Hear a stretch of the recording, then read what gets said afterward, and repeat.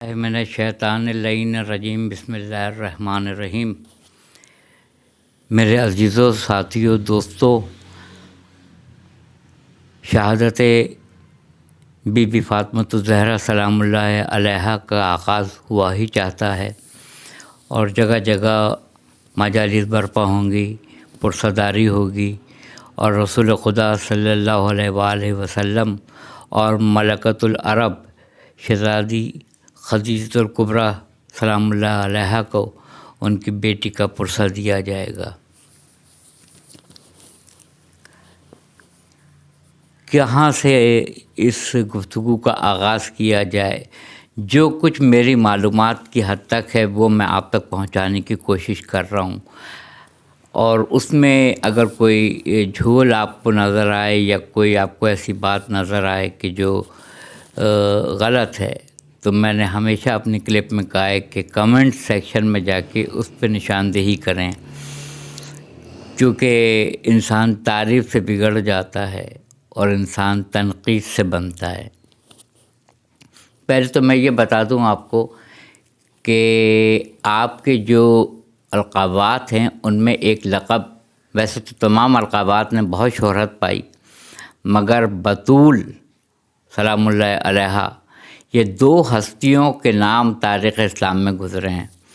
جناب مریم سلام اللہ علیہا کا لقب بھی بطول تھا، اور بی بی فاطمۃ الزہرا سلام اللہ علیہا کا بھی لقب بطول ہے۔ بطول کا مطلب یہ ہوتا ہے کہ جو کسی بھی حال میں اللہ سے جدا نہ ہو، کسی بھی حال میں اللہ تعالیٰ کی ذات سے جدا نہ ہو، منسلک رہے، اسے بطول کہا جاتا ہے۔ آپ کا تاریخ ولادت باسعادت 20 جمادی الثانی ہے، اور یوم شہادت جو مستند ہے وہ 3 یا 4 جمادی الثانی ہے۔ نکاح کے وقت آپ کی عمر مبارک جو تھی وہ 10 سال تھی۔ 10 سال کی آپ جب تھیں تو آپ کا نکاح ہوا، مکمل عرصہ حیات 18 سال آپ نے پائے دنیا میں، مختصر ترین سال پائے آپ نے۔ اور آپ کے مشہور ترین القابات میں ام ابیہا اپنے باپ کی ماں، ام الحجاب، حجاب یعنی پردہ جو پوشیدہ ہو، حجاب، ام الحجاب۔ جتنے بھی حجابات ہیں، جب انسان میں شعور پیدا ہوتا ہے، معرفت آتی ہے، وہ عارف بنتا ہے، تو حجابات کے پردے اٹھتے ہیں۔ اسی لیے جناب امیر علیہ الصلوۃ والسلام نے کہا تھا، اگر میرے پاس سامنے سے حجاب کے سارے پردے ہٹا دیے جائیں تب بھی علی کے یقین میں رتی برابر نہ اضافہ ہوگا اور نہ کمی ہوگی۔ سبحان اللہ! آپ ام الحجاب ہیں، تمام حجابوں کی آپ ماں ہیں، ام الفاتحہ ہیں۔ فاتحہ کا مطلب ہے کھولنا، اسی لیے سورہ حمد پہلا سورہ ہے، مگر پاروں سے الگ ہے، 30 پاروں سے الگ ہے، پہلا سورہ ہے۔ پہلا پارہ الف لام میم، سیدھے ہاتھ پہ لکھا ہوگا الف لام میم، الٹے ہاتھ کی طرف اوپر دیکھیے گا تو سورہ بقرہ 2 نمبر کا سورہ ہے۔ سوروں کے حساب سے سورہ بقرہ پہلا ہونا چاہیے، مگر اس کو سورہ الف لام میم، پارہ الف لام میم کے بعد لکھا گیا ہے سورہ بقرہ دوسرا سورہ۔ اور سورہ حمد کا شان نزول کہتے ہیں 2 مرتبہ ہوا تھا، ایک مکے میں ایک مدینے میں، روایتیں ہیں، مگر یہ پہلا سورہ ہے۔ آپ کے مشہور ترین القابات میں نے بتایا، جیسے سیدۃ النساء العالمین، تمام عورتوں کی جنت میں سید و سردار، سیدۃ النساء العالمین۔ آپ کے القابات میں ام الکتاب، ام الحجاب، ام ابیہا اپنے باپ کی ماں، ام العلوم، ام الفاتحہ، راضیہ مرضیہ، بطول عذرا، خاتون محشر، خاتون قیامت، یہ سب آپ کے القابات ہیں، آپ کے القابات بے شمار ہیں، بے شمار ہیں۔ 12 امام فرماتے ہیں مولا کائنات علی ابن ابی طالب علیہ السلام کو چھوڑ کے دوسرے امام حسن مجتبیٰ سے لے کے امام زمانہ قائم آل محمد عجل اللہ تعالی فرجہ ارشاد فرماتے ہیں ہم امت کے اوپر حجت ہیں، اور ہمارے لیے حجت ہماری جدہ خاتون محشر بی بی فاطمۃ الزہرا سلام اللہ علیہا ہیں، جو ہم پر حجت ہیں۔ سبحان اللہ، سبحان اللہ۔ تمام عرصے مصائب و آلام آپ نے دیکھے، رسول خدا صلی اللہ علیہ وآلہ وسلم اس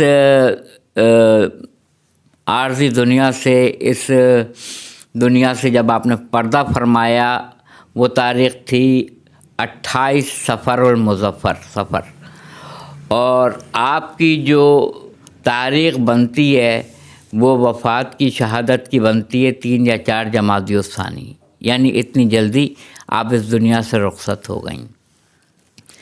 آپ کے گھر پہ لوگ کیا تعزیت کرنے آتے رسول خدا کی کہ آپ یہ سمجھیں کہ 3 یا 4 دن کے بعد لوگ آپ کے دروازے پہ آ گئے آگ اور لکڑیاں لے کر، اور آپ کے لیے کہا کہ ابو الحسن یعنی مولا کائنات کو ہمارے حوالے کر دیں۔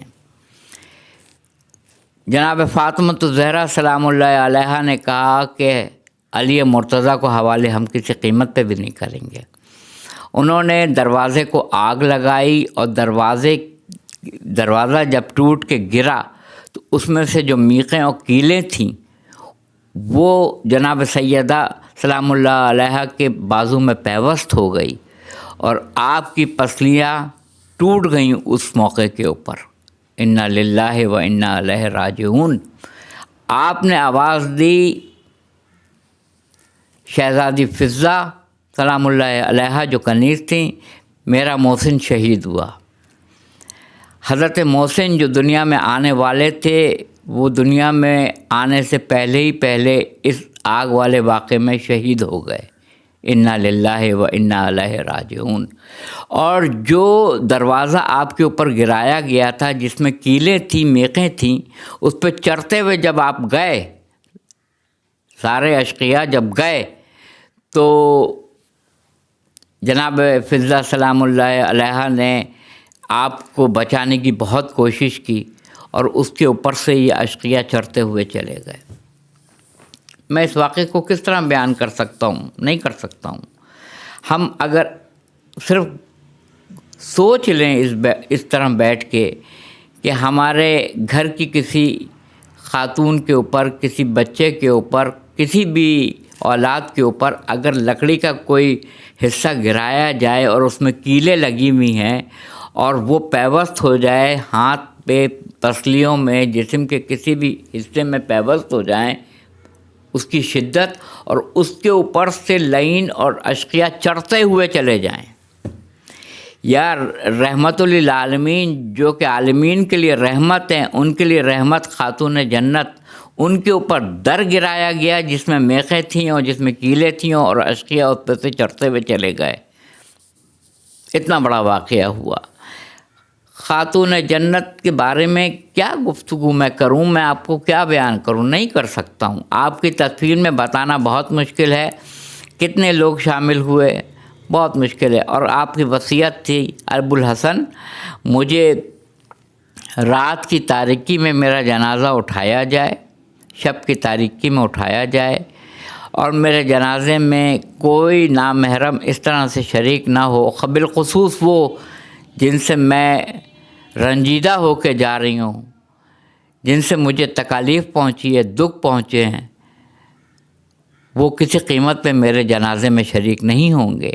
روایت ہے کہ مولا کائنات جناب امیر حضرت علی ابن ابی طالب علیہ السلام نے 40 قبریں کھودی تھیں، تاکہ کسی کو صحیح طریقے سے پتہ نہ چلے کہ خاتون جنت البقیع کے کس مقام پہ آپ کی تدفین ہوئی ہے، اور آپ کا جسم مقدس کس قبر میں ہے، اس لیے کہ اس کی بے حرمتی نہ کی جائے، اس لیے 40 قبریں کھودی جناب امیر مولا کائنات علی ابن ابی طالب علیہ السلام نے۔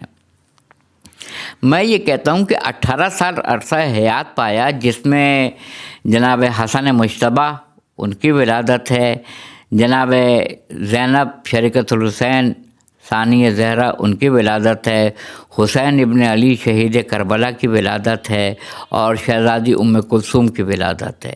اور حضرت محسن تو دروازہ جب جلایا گیا اور گرا اور اس میں آپ کو اذیت پہنچی اور آپ کی پسلیاں ٹوٹ گئیں اور آپ کو میخیں اور کیلیں آپ کے جسم میں پیوست ہو گئیں، اسی وقت آپ نے آواز لگائی تھی کہ میرا محسن شہید ہو گیا۔ 18 سال کیا ہوتا ہے؟ ہم اپنی اولادوں پہ نظر ڈالیں کہ جب ہمارے بچیاں جوان ہوتی ہیں تو 18 سال کیا ہوتی ہے ان کی ایج؟ کچھ نہیں ہوتی ہے۔ ابھی تو لکھیں گی، پڑھیں گی، جوان ہوں گی، ابھی تو ان کو پڑھنا ہے، لکھنا ہے، پروان چڑھنا ہے، جوان ہونا ہے۔ اس کے بعد سے جب ان کی اگر ملازمت ہو جائے، آج کل تو ملازمت بھی کی جا رہی ہے، اس زمانے کی میں بات کر رہا ہوں، اس میں صرف یہ فکر ہوتی ہے کہ بچی کی شادی کر دی جائے۔ تو یہی وجہ ہے کہ 9-10 سال کی عمر میں آپ کا جو ہے وہ نکاح ہوا تھا۔ نکاح کے وقت آپ کی 10 سال کی عمر تھی، 10 سال، جس میں آپ کا نکاح ہوا مولا کائنات علی ابن ابی طالب علیہ السلام سے، جو کہ رسول خدا صلی اللہ علیہ وآلہ وسلم نے خود پڑھایا تھا۔ لوگ بہت کہا کرتے ہیں، میں اس بات کو نہیں مانتا ہوں کہ رشتے آسمانوں پہ طے ہوتے ہیں، ایسی بات نہیں ہے، ایسی بات بالکل نہیں ہے۔ ایک رشتہ ہے جو آسمان پہ طے ہوا تھا، وہ تھا مولا کائنات علی ابن ابی طالب علیہ السلام کا، شہزادی کونین، خاتون معشر، خاتون جنت، ام ابیہا، ام الحجاب، ام العلوم، ام الفاتحہ، جناب سیدہ فاطمۃ الزہرا سلام اللہ علیہا بنت محمد صلی اللہ علیہ وآلہ وسلم۔ یہ 2 رشتے علی اور فاطمہ کے عرش پہ طے ہوئے تھے، وگرنہ اگر آپ اس بات کو لے لیں گے کہ سارے رشتے آسمانوں پہ طے ہوتے ہیں تو اس کا مطلب ہے حضرت نوح کی بیوی جو جہنمی ہے اس کا رشتہ بھی عرش پہ طے ہوا تھا حضرت نوح کا اپنی زوجہ سے، اور حضرت لوط علیہ السلام جو کہ بچ گئے، ہم نے ان کے اہل بیت کو بچا لیا، مگر ان کی بیوی پیچھے والی عورتوں میں سے تھیں، ان کو نہیں بچایا۔ تو لوط کی بیوی کا رشتہ اس کا مطلب ہے کہ عرش پہ طے ہوا تھا۔ جوطہ بنت اشعث جس نے امام حسن مجتبیٰ کو زہر دیا تھا، اس کا مطلب ہے عرش پہ یہ رشتہ طے ہوا تھا۔